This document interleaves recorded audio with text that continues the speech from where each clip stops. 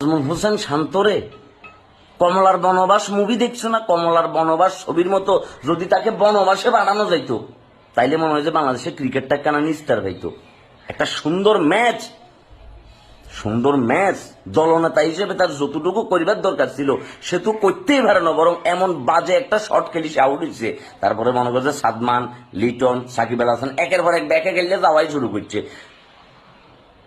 91, 92, 93, 94 যাইতে যাইতে মনে করছে ব্যাকেছে। ভাইয়া আর লজ্জা দিও না ভাইয়া, ম্যাচটা ড্র করতে পারলে না, ড্র করবার মুরুদ নাই।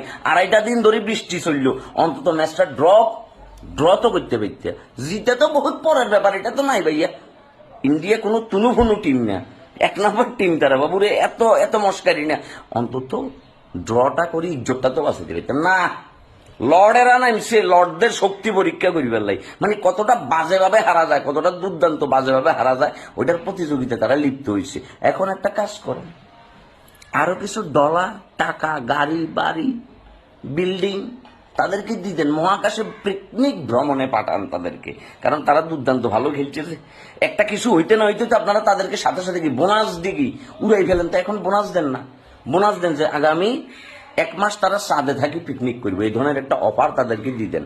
চাঁদ থেকে আসি আবার আর একটা T20 খেলি ঘুরি যাক।